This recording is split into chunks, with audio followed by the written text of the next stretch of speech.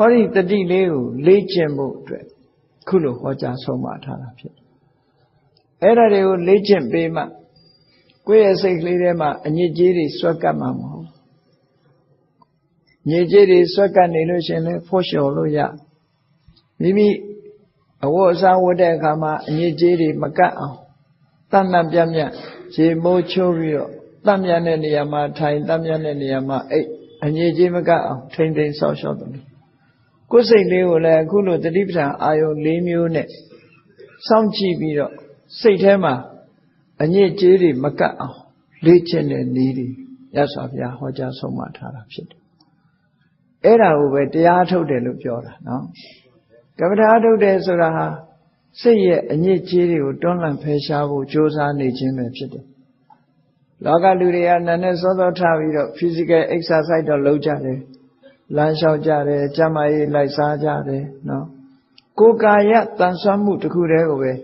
အာယုံစိုက်ပြီးတော့လုပ်ကြတယ်ကိုယ်ကာယတန်ဆွမ်းမှုကိုအကြောင်းပြပြီးတော့စိတ်ကြည်နူးမှုတွေတော့ဖြစ်တယ်သို့တော့စိတ်ထဲမှာအညစ်အကြေးတွေဆွဲကပ်နေတာကိုတတိမမူဘူးဆိုလို့ရှိရင်စိတ်ထဲကအညစ်အကြေးတွေဟာများလာတဲ့အခါမှာလူရဲ့စိတ်တွေမှာအညစ်အကြေးတွေလွှမ်းမိုးထားသည့်အတွက်ကြောင့်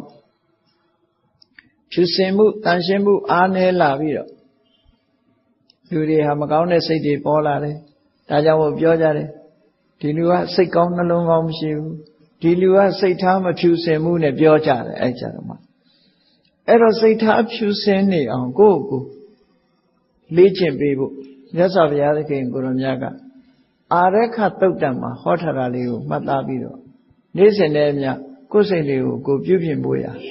ဒီဒေသနာတော်ကိုမှတ်သားနာယူထားကြရမှာဖြစ်တယ်စိတ်ကိုတတိဖြင့်စောင့်ကြည့်ရမည်မြတ်စွာဘုရားစိတ်ဆိုတာကိုယ်စိတ်ကိုပြောတာ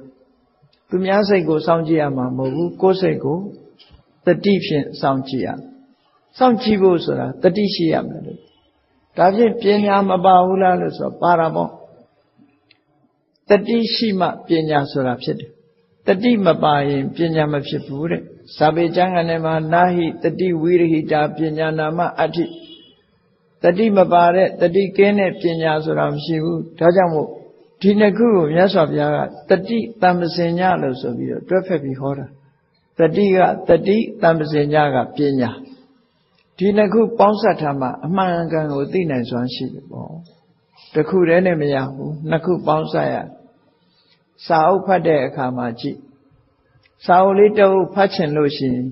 စာကိုကြည့်တာကမျက်လုံးနော်စာအုပ်ကိုဖွင့်ပေးတာကလက်မပါရင်လည်းစာကြည့်လို့မရဘူးမျက်လုံးမပါရင်လည်းစာကြည့်လို့မရဘူးနှစ်ခုပေါင်းစပ်ပြီးတော့လုပ်တယ်ဆိုတဲ့သဘောလေးကိုသေချာစဉ်းစားကြည့်နော်လက်ကစာအုပ်ကိုဖွင့်ပေးတယ်မျက်လုံးကကြည့်တယ်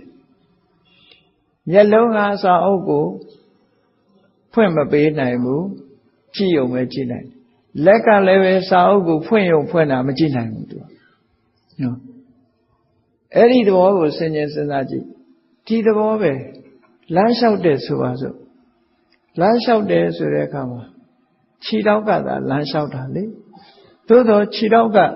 လမ်းမှာဂျိုင်းရှိသလားကျင်းရှိသလားဆူးညောင်းခလုတ်ရှိသလားသူမကြည့်နိုင်သူကမမြင်ဘူးမြင်တာကကြည့်ပေးရမှာကမျက်လုံး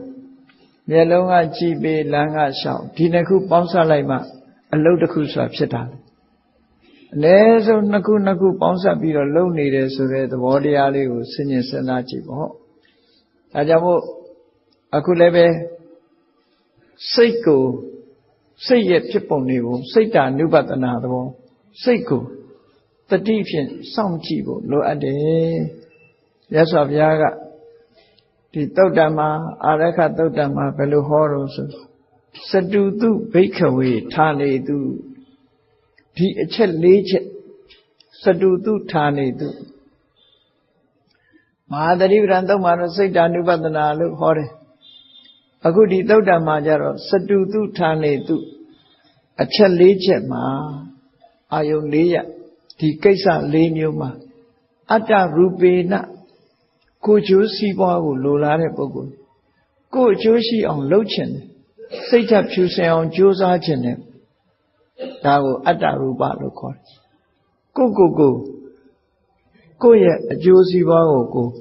မျက်နှိုးခင်မင်တဲ့ပုဂ္ဂိုလ်ဟာကိုယ်ကောင်းကျိုးချမ်းသာရအောင်လုပ်ချင်တယ်ဆိုတဲ့ပုဂ္ဂိုလ်ဟာတဲ့အပ္ပမဒေါရှင်မှုမေးလျော့ခြင်းကင်းတဲ့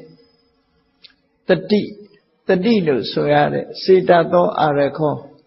စိတ်ရဲ့စောင့်ကြည့်မှုကိုကရဏီရောလုပ်ရမယ်လို့ဟောမြတ်စွာဘုရားဒီလိုဟောတယ်ဒီအချက်၄ချက်နဲ့ပတ်သက်လာလို့ရှိရင်အပ္ပမဒလို့လည်းခေါ်တယ်တတိလို့လည်းခေါ်တယ်စေတသောအာရခောလို့လည်းခေါ်တယ်ဒီတတိလေးကိုပြောတာအပ္ပမဒဆိုတာရစ်မှုမေးလျော့ပြီးတော့မနေဘူးတဲ့ရစ်မှုမေးလျော့နေတယ်ဆိုတာဘယ်လိုဟာတော့စဉ်းစားကြည့်နော်ဘဝတစ်ခုရလာတဲ့အခါမှာလူတွေဟာကိုယ့်ဘဝလေးကိုဒီကုသိုလ်ကောင်းမှုလုပ်ဖို့ရမေ့နေကြပုံလေးကိုယ့်ကိုမသေးတော့မဲ့ပုံနော်မအိုတော့မဲ့ပုံမနာတော့မဲ့ပုံနဲ့လုပ်နေကြတာလေအဲ့ဒါမေ့လျော့နေတယ်လို့ခေါ်တယ်မေ့လျော့ကိုယ့်ဘဝလေးနဲ့ကိုရစ်မှုနေကြရစ်မှုနေတယ်ဆိုတာအကောင်းထင်ထာဝရလို့ထင်နေတယ်အကောင်းတွေထင်နေတယ်ရစ်မှုနေကြအဲ့ဒီရစ်မှုတဲ့အပေါ်မှာမေ့လျော့မှုတွေဖြစ်ပေါ်နေတာကိုပမာဒလို့ခေါ်တယ်အဲ့ဒီလိုရစ်မှုမေ့လျော့ပြီးတော့မနေခြင်းဟာအပ္ပမာဒပဲအပ္ပမာဒဟာအလွန်ကိုအရေးကြီးတယ်ကိုယ့်ကိုရစ်မှုမေ့လျော့ပြီးတော့မနေနဲ့ကိုရထားတဲ့အခိုက်အတန့်လေးဟာတခဏတည်းပဲဥပမာပဲကြည့်နော်လူတွေဟာစဉ်းစားကြည့်မယ်ဆိုရင်အိမ်တိုင်းမှာလည်းပဲနာယီရှိကြတယ်လူတိုင်းတို့နီးလက်ပတ်နာယီတွေရှိကြတယ်ဘာလုပ်ဖို့လဲအချိန်သိဖို့ဆိုပြီးတော့ထားကြအဲ့ဒီမှာ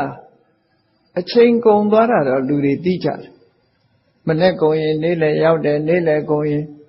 ညနေရောက်တယ်ညနေကုန်လို့ရှိရင်ညရောက်လာညကုန်သွားတော့မနေ့ရောက်တယ်အချိန်ကုန်သွားတာကိုတော့သိလိုက်တယ်အချိန်နဲ့တပြေးညီကိုယ်တဏ္ဍာမှာရှိတဲ့နုပြုမှုတွေကုန်သွားတာကြတော့မသိဘူးဟောနုပြုမှုတွေပါသွားပြီအိုးတယ်ဆိုတာချက်ချင်းကြီးဝုန်းတိုင်းအိုးသွားတာမှမဟုတ်တာဒီကနေ့ရုပ်ရည်ဟာလက်ပြန်မှမရှိတော့အလားတူထပ်လာတာမို့ပြောင်းလဲမှုတွေသိမထင်ရှားသေးလို့မသိတာ10နှစ်လောက်ဆိုသိသွားပြီအနှစ်20လောက်ဆိုအများကြီးသိသွားပြီနော်အဲ့ဒီအနှစ်20မှအိုးလာတာမှမဟုတ်တာစက္ကန့်တစ်စက္ကန့်ပြီးတစ်စက္ကန့်တစ်စက္ကန့်ပြီးတစ်စက္ကန့်လူရဲ့တဏ္ဍာမှာရှိတဲ့ယုတ်တရားနတ်တရားတွေဟာပြောင်းလဲဖြစ်ပေါ်နေတာပေါ့နော်အချိန်နဲ့အမျှလူရဲ့ခန္ဓာကိုယ်မှာရှိတဲ့အရာတွေကပြောင်းလဲနေတာတွေဖြစ်တယ်အဲ့ဒီလိုအချိန်သာကုန်သွားတာသိပြီးတော့ကိုယ်တဏ္ဍာမှာရှိတဲ့အရာတွေကုန်သွားတာကိုတော့လူတွေဟာတတိပဋ္ဌာမိကြဘူးအဲ့ဒါကိုတတိထားရမယ်လို့ဆိုလို့ပေါ့နော်အဲ့ဒါကိုတတိမထားမိတာကိုပမာဒလို့ခေါ်တယ်ရင်မှုနေတယ်မေးလျော့နေတယ်ငယ်သေးတဲ့ပုဂ္ဂိုလ်ကလည်းပဲငါငယ်သေးတယ်ဆိုစဉ်းစားဘူးကောင်းတာလို့ဖို့သိမတွေးဘူးနော်ကျမ်းမာတယ်ဆိုတဲ့ပုဂ္ဂိုလ်ကလည်းငါကျမ်းမာတယ်ကိုယ့်ကိုမသေးသေးဘူးပဲယူဆကျမ်းမာတယ်ယောဂမဖြစ်ဘူးလို့ပဲရင်မှုနေတယ်အသက်ရှင်းနေတဲ့ပုဂ္ဂိုလ်ကလည်းပဲငါအသက်ရှင်းအောင်မယ်ဆိုပြီးတော့ရင်မှုနေတာလှုပ်တဲ့လှုပ်ထိုက်တာတွေမလှုပ်ပဲနဲ့ကြောက်เสียလန့်เสียမထင်ပဲနဲ့ကိုယ်ခန္ဓာကိုယ်ရဲ့အစင်သာဝရမြည်ရည်ကြီးပမာစီးပြီးတော့ဆုပ်ယုပ်နေတဲ့အနေအထားတွေကိုမသိပဲနဲ့ပြောခြင်းသလိုပြောနော်အချိန်တွေဖြုံးခြင်းသလိုဖြုံးမအိုတော့မဲ့ပုံမနာတော့မဲ့ပုံမသေးတော့မဲ့ပုံနေနိုင်တာပမာဒလို့ခေါ်တယ်အဲ့ဒီပမာဒရဲ့ဆန့်ကျင်ဘက်ကိုအပမာဒပြောတယ်လှုပ်တဲ့လှုပ်ထိုက်တာကဘာလဲငါဟာထာဝရမဟုတ်ဘူးဟောအချိန်နဲ့အမျှငါဟာရွေရှားနေပါလားရှိတဲ့အချိန်လေးမှာဥပမာမနဲ့လုပ်ရမယ့်အလုပ်လေးဟာမလုပ်လိုက်လို့ရှိရင်နေ့လယ်မှလုပ်လို့မရတော့